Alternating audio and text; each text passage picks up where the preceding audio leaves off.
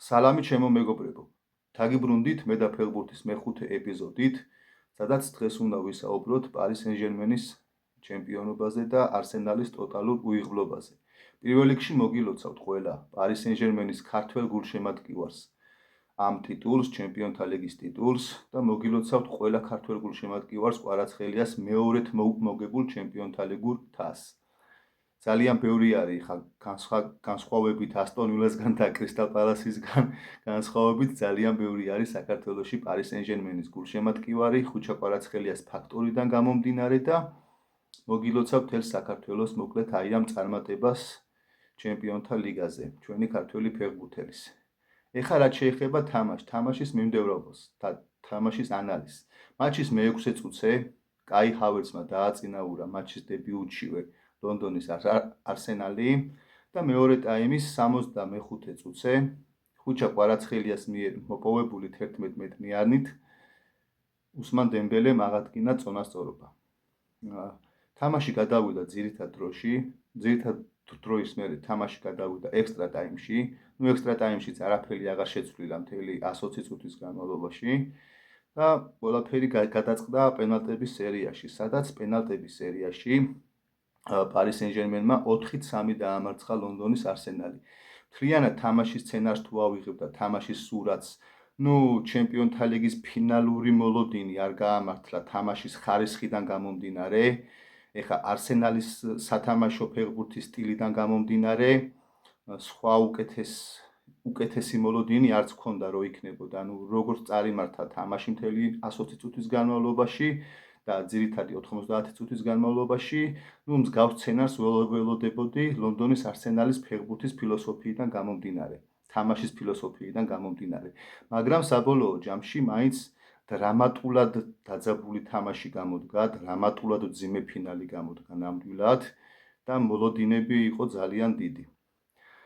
რაც შეეხება ორი სიტყვით ვთქვათ ჯერ ინგლისური გუნდების აი ამ ტრიუმფალურ სეზონს ევროტურნირებზე, ჰეტრიკი ვერ შესრულდა ესე რომ ვთქვათ, რადგან ლონდონის არსენალმა ვერ მოიგო ჩემპიონთა ლიგა, მაგრამ ორმა ინგლისურმა გუნდმა კი აწია ერთმა კონფერენს ლიგის თასი და მეორემ ევროპა ლიგის თასი. მესამე ჩემპიონთა ლიგური თასი ინგლისში არ წავიდა პარიზში. ეხლა რაც შეეხება პარი სენ-ჟერმენს. პარი სენ-ჟერმენი გახდა მეორე კლუბი მადრიდის რეალის შემდგომ, რომელმაც ზედიზედ ორჯერ მოიგო ჩემპიონთა ლიგა. მადრიდის რეალს ორჯერ და სამჯერ აქვს მოგებული ლიგა, მაგრამ ორჯერაც არავის არ ქონია რეალის გარდა არც ერთ გუნდს მოგებული ჩემპიონთა ლიგა, ზედიზედ 2 სეზონი. და წელს PSG-მ ეს ერთი კიდე უნიკალური მიღწევაც დააფიქსირა, რომ ზედიზედ 2 სეზონი გახდნენ ჩემპიონთა ლიგის გამარჯვებულები. ეხლა რაც შეეხება ხუჩა კვარაცხელიას.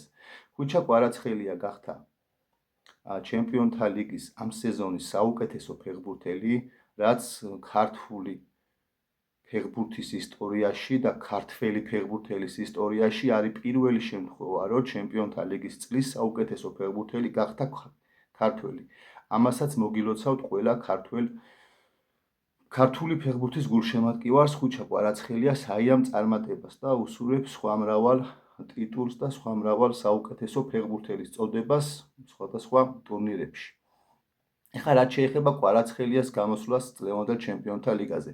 კვარაცხელიამ გაიტანა 10 გოლი ამ ჩემპიონთა ლიგურ სეზონში და გააკეთა 6 ასისტი. 16 საგოლე მოქმედებაში მიიღო მონაწილეობა ხუჩა კვარაცხელიამ, რაც ნამდვილად 70% მოდის კვარაცხელიას დამსახურებით, რომ წლევანდელი წელსაც პარი სენ-ჟერმენმა მოიგო ჩემპიონთა ლიგა. ამაში ხუჩა კვარაცხელიას ნამდვილად ლომის წვლილი დევს.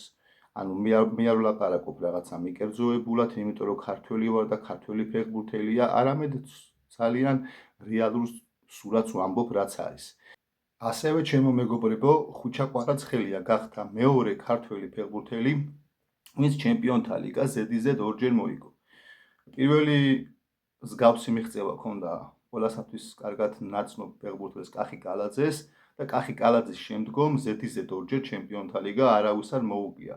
და აგერ კვარაცხელია კალაძის შემდგომ არის მეორე ქართველი ფეხბურთელი, ვინც ჩემპიონთა ლიგის ტიტული ორჯერ მოიგო.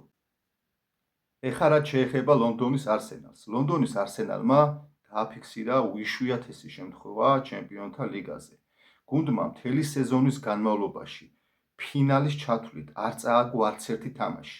არც ჯგუფურ ეტაპზე, არც მერვედფინალში, არც მეოთხედფინალში, ნახევარფინალში და ფინალშიც კი. 120 წუთის მანძილზე ფინალშიც თამაში არ წაუგია.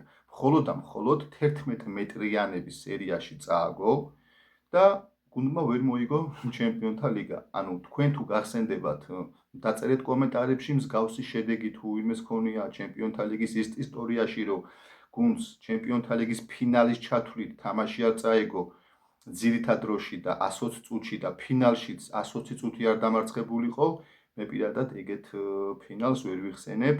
თქვენ თუ გაქვთ რაიმე ინფორმაცია, კი მომაწოდეთ, მითხარით. მოკლედ, ჩემო მეგობრებო, დღეისათვის სულ ეს იყო. კიდევ ერთხელ მოგილოცავთ ყველა პარი სენ-ჟერმენის ქართველ გულშემატკივარს ჩემპიონთა ლიგის გამარჯვებას და კვარაცხელიას მეორე ჩემპიონთა ლიგურ ტიტულს. ჩვენ შევხვდებით შემდეგ ვიდეოში.